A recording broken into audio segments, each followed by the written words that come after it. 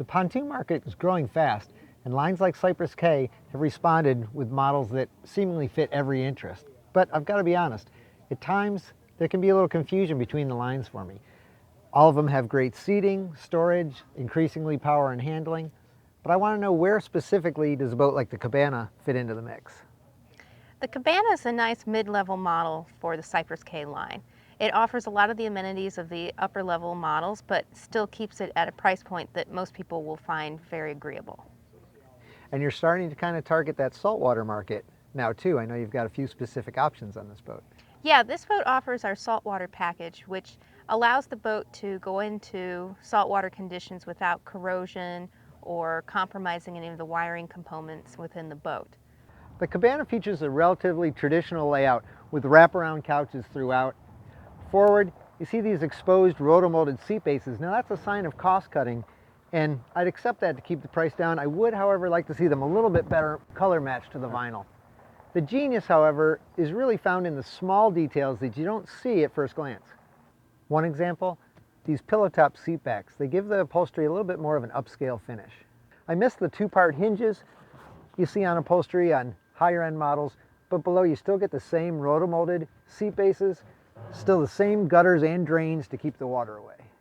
This vinyl deck is a nice option, especially for saltwater boaters, as it really eases maintenance.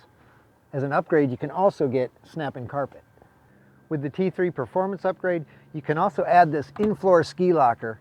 It takes advantage of 6 feet of space of that center tube. It's a great spot to put wet items like skis or wakeboards.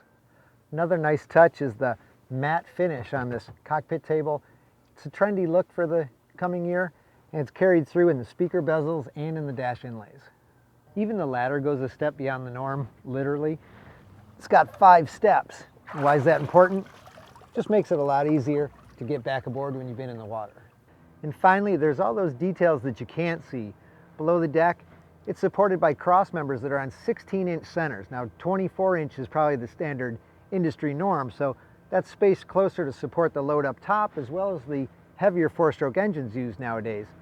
The panels of the deck are also interesting.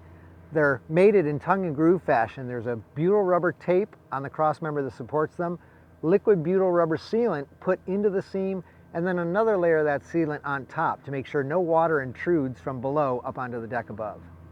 Another one of those details that makes a difference is Cypress Cay's T3 Performance Package. Now, one of the things that adds is an aluminum underskin below the cross members. As I accelerate onto plane, that reduces drag, gives me a smoother surface down below. One of the other things it adds is a center pontoon to the existing 25-inch pontoons on the outsides. The center pontoon has lifting strakes on both sides. The outside pontoons get lifting strakes on each inside. The end result is a little more spirited handling than you typically get into a pontoon. I'm able to carve this boat back and forth pretty aggressively. Not as extreme as the high-end package that drops the pontoon even lower, but definitely more than you'd get with a traditional layup. With a Mercury 150 horsepower outboard at the stern, my test boat peaked at 37.6 miles an hour. I found the best cruise to be at 20.2 miles per hour, where we were burning 4.9 gallons per hour. As my test of the Cabana showed, you don't need the ultimate in horsepower nor amenities to enjoy the best that a pontoon boat has to offer.